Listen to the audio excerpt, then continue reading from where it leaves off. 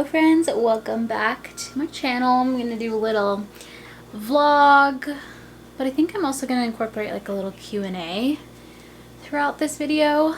I just got back from work. It's like 2:30 right now, and I changed into this new set that I just got in the mail from Z Supply. It's so soft. And then I just have this cardigan from New Floron. I also caved and finally got these slides that everyone's obsessed with, and I'm not mad about it. I needed like just an easy comfy slipper to wear outside, but I just got home. I always like hit a pretty steep like midday slump, so I'm gonna just sit outside and read. I've been reading a couple books lately, one of which is the Inheritance Games. That's like the fiction book that I'm reading. It's like a young adult mystery, I guess. It's kind of more like a casual read, like where other books it's like I need to finish this book, my life depends on it. This one I'm like, I could read this book for months. I'm not in a hurry, so I don't know. I might need to find another fiction book. But for nonfiction, I've been reading this book called Unspeakable, and I've talked about this a few times. I don't know if I mentioned it on my channel or on Instagram stories, but this book is actually releasing today, the day you're watching this video. So I will have it linked in the description, but this is a nonfiction book by a woman called Jessica Fisher. And I actually had never heard of her testimony or story before, but it is insane. She had like such a interesting childhood that was also super traumatic. So there are mentions of sexual abuse and like religious abuse in the book. What I really like though is in the beginning they mark the pages of when they reference it, and I believe they also put it in italic, so like the font will change if she's about to reference a potential trigger. So I really like that. So even if that might be something that's triggering for you, the fact that they like were really thoughtful about that for people is amazing. But I'm almost done with this book. It is so good. It's fascinating, it's heartbreaking, it's beautifully written. I feel like when I pick up most like biographies, I don't really expect much when it comes to the writing style.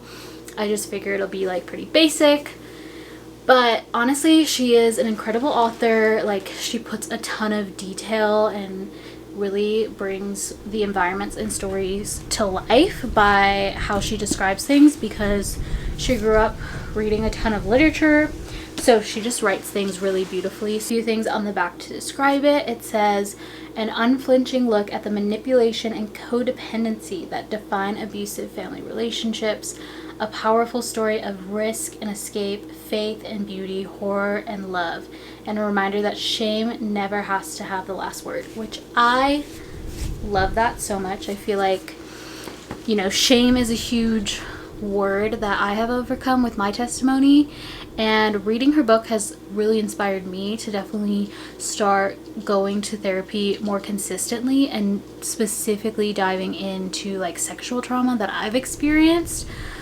through my testimony and things. I feel like reading her story of her sexual abuse really opened my eyes, and I was like it's just so crazy to wrap my head around that somebody could do that to somebody. And I'm like, how does one heal from that?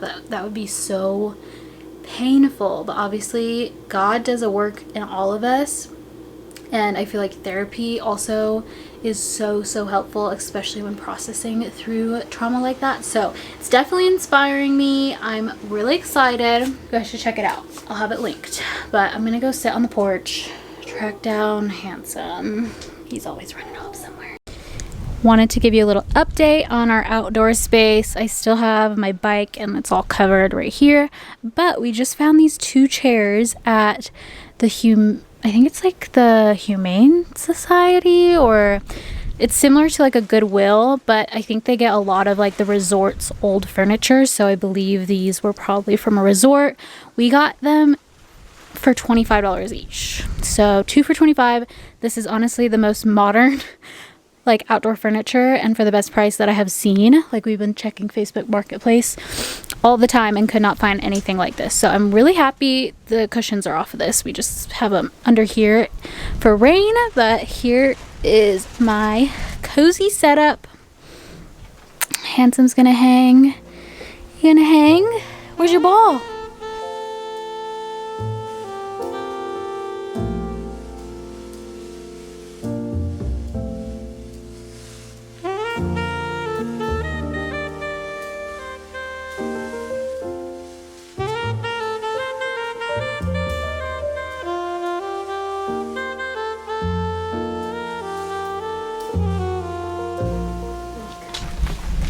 Particular about my lighting, but I don't think you guys care.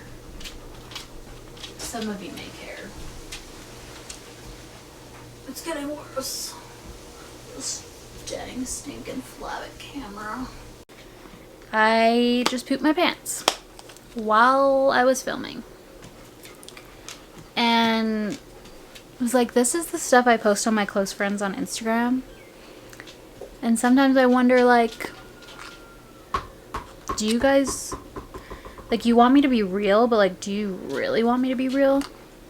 Because if you're my close friend, I don't mind potty talk. I think it's fascinating. I told Kyle I pooped my pants with detail. But it's like, do you want to know that stuff? I don't know. If I do include that kind of stuff, should I put a trigger warning? Should I warn you to skip ahead? I don't know. I'm gonna cut that out. Also, got a new Stanley Cup for my grandparents for my birthday. Shout out Grandma Paula. You're a champion. But I got this one because it doesn't spill. And then people informed me that the 40-ounce quencher is coming out in a new version that doesn't spill. So I would have gotten that one because this one's a bit small, but I do like it. But I do prefer the really big one. Handsome. He gets so excited when I sit on the floor.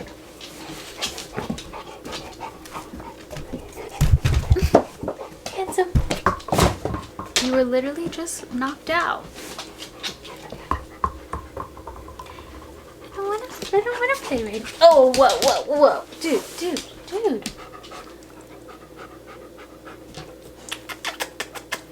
You're so cute. Oh my gosh, I can't handle your face. It's so precious. So precious. Okay, I really did not like the lighting, so we have moved to the floor. But I figured I would do kind of like a catch-up, maybe Q&A, but I don't really have any questions prepared. But I just realized by the time you guys watch this video, my first episode, maybe even I think maybe just the first episode of the pregnancy journey video will be live. And I'm not going to give you any spoilers. I wanted it to be kind of like a TV series, like each week.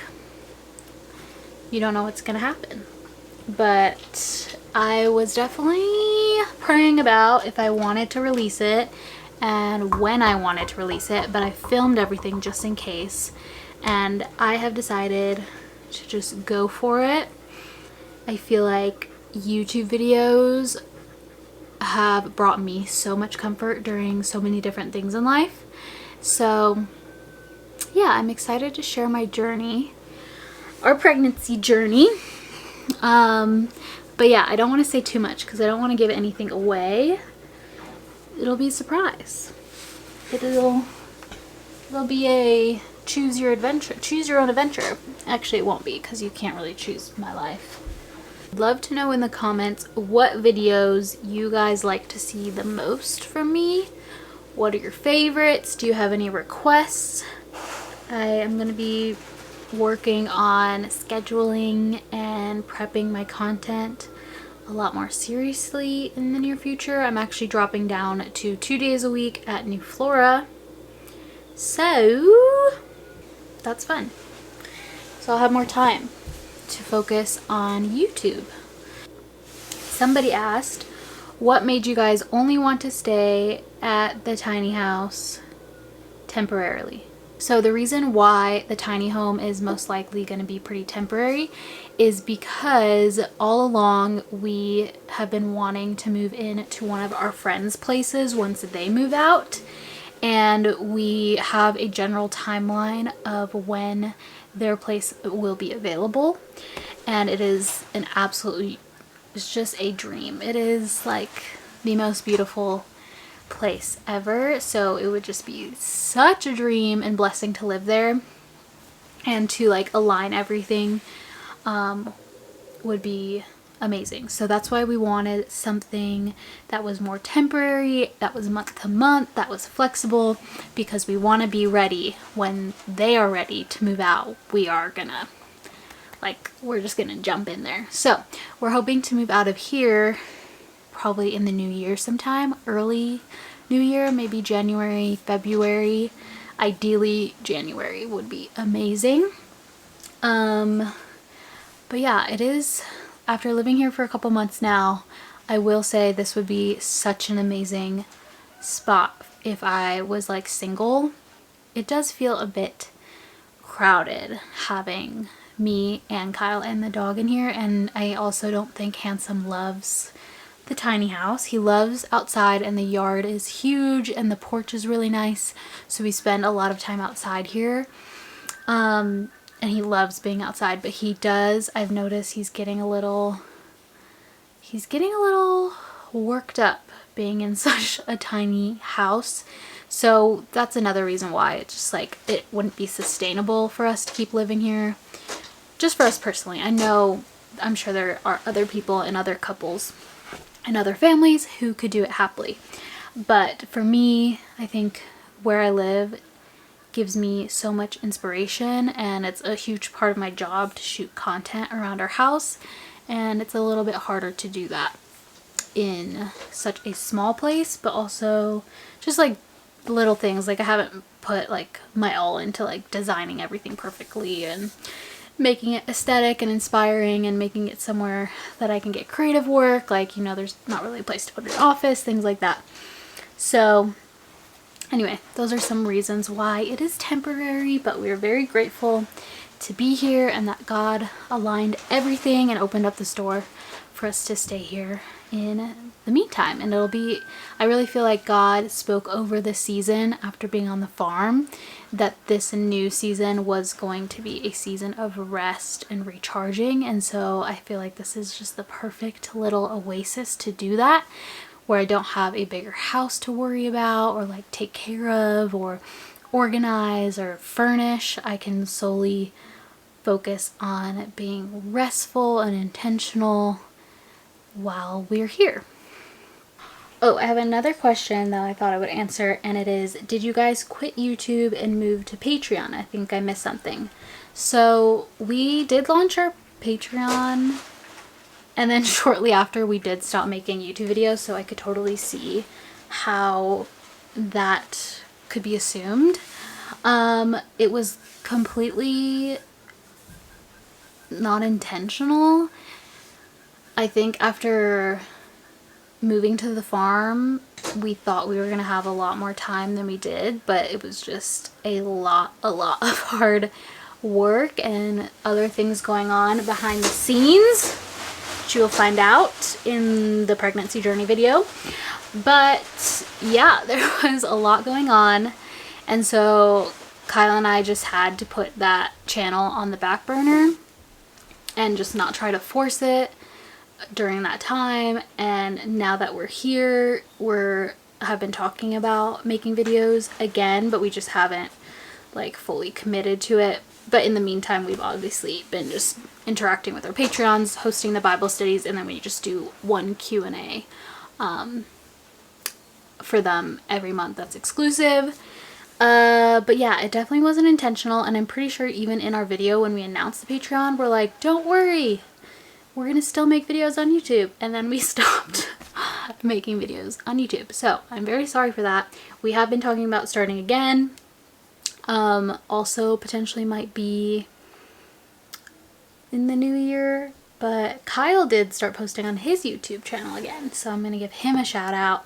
If you want some amazing, encouraging, faith-related videos, go follow his channel, because he's posting on there, I think, every week, so that's amazing. But I'm sure we will be back. I'm sure we'll be back in the future, but I'm not going to put any like deadlines or pressure or dates on it, because we really want to make videos out of enjoyment and not from like a stressful place. Alright, it is the next day. Kyle and I both got off work. We've been hanging on the patio, playing fetch with Handsome, drinking our passion fruit lemonade. It's been a nice chill night, but we are actually gonna go look at a car, because we've been on and off looking for a new car. Not a new car, an old new car for a while. We just want a second car, mostly just for Kyle to commute to work, so we're looking for something really cheap and reliable. So we're gonna go check one out in town. It's about 25-minute drive, 30-minute drive. So I thought I would take you with you. I thought I would take you guys with us for the last part of this vlog. Kyle, what do you have to say for yourself? Look at my hair. Look at my hair. What are you doing, Handsome? That is my leg. Look at my hair. Look at my hair. Oh, look at my hair. Look at my hair. Oh, look at my hair. Look at my Handsome. Get off. This whole time you're just getting humped. You didn't leave any marks, did you? Look at my hair. You just came in so hot. Look at my dog. Look at my dog. Look at my dog. Look at my dog. Do a spin. Oh my gosh. Good boy. It was going to be impressive. It was pretty impressive. Oh my goodness, your hair. Look at my Okay, hair. stop trying to seduce them. My hair. Handsome Handsome, really you wants too. it. These boys. Say goodbye to my little friend. Let's get rid of him. Goodbye.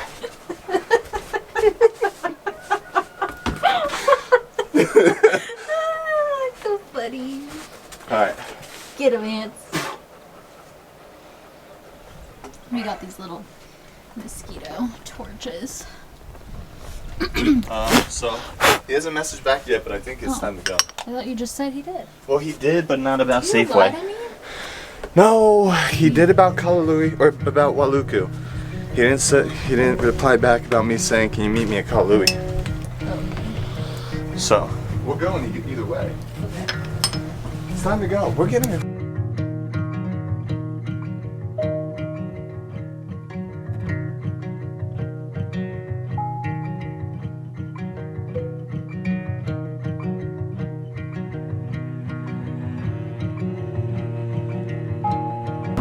Alright, we are on our way to go look at the car. Chip, Hansy's gonna come and help. chip, What are you doing? chip, What is that? chip, chip, Frat star language. chip. Anyway, Kyle and I have devised a plan. I feel like you always need someone in the relationship who's good with negotiating and cars stuff. That would be Kian. That's me. So I'm going to negotiate my little butt off Yeah, you are. No, I'm not. No, you're not. I literally told Kyle, I was like, tell me to go check on Handsome when you're gonna start trying to haggle. They just flashed their lights, so there's probably a police. Who did? A car over there. I don't know. Is there anybody else out there? I'm that sure also so feels many people so uncomfortable during that? Yeah, I'm sure it's like a very common thing. I don't think I'm the only one. I think it's very common. I know a lot of people get uncomfortable doing it themselves, but you get uncomfortable just being around it. That is true. I don't even want to listen to right. So Kyle like do it. that's what I'm curious about. Is there anyone out there who you don't not just getting uncomfortable doing it, but being around it? Like if your boyfriend or husband or friend or whoever is haggling and you're standing next to him, do you get uncomfortable? Where like you actually want to leave? That's my question. Yeah. I want to find how many people I think are like that. It would be common. I think it's just because we... What you about to say? Feel be like, careful. Be careful. I feel I'm like on the other end of this. It makes... I would feel uncomfortable if someone started to haggle with me. And so it's like, I feel like you haggling makes them uncomfortable and it makes me uncomfortable, so I don't want to be around all the uncomfortableness. There's the cop. But then there's like there's a cop. Yeah. See, the way I see it is this. We live in a world where it all started with like trade, right? It's like I have this lamb and you have that grain. Let me give you this lamb for that grain. Well, I'm sorry because here's the thing. That lamb is actually worth 4x that grain. And it's like, yeah, well, I don't know. Are you trying to eat or like what's going on here? And it's all about haggling. I feel like I would finding the value of each thing, or at least how each person values each thing, and that's different for everybody. So for me, it's like, it's not let me try to scam you or beat you or whatever. It's like, let's figure out the value. Like, I value it at this price, you value it at that price, maybe we can meet in the middle. Let's talk it out. Let me show you the flaws, so the reason why I should come down to my price, or let me show you the pros if I'm the seller as to why it needs to come up. You see, it just makes sense. It's basic tradeonometry, you know? Trigonometry? Two! So he wants to get this car down to 2,000. Right now he's got it at 2,500. Yeah, he wants a $500 price drop on this baby. I don't want a $500 price drop. I would be comfortable asking them for like a $300 price drop. I mean, I'll take 300 too. I don't need 500. I just, would like 500. Aim high. All right? Yeah.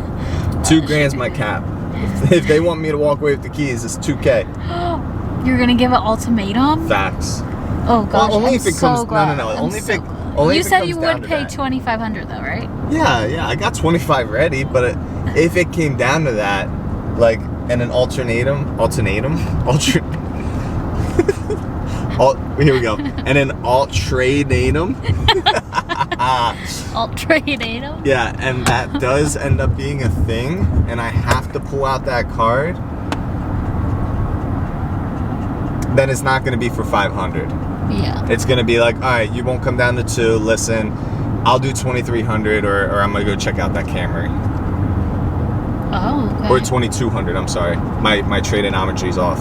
I'll do 2,200, or else I'm probably. And then what if they say, okay, fine. All right, deal. I have someone else coming to check the Camry anyway. Well, or someone's about to buy this after you, so I don't care.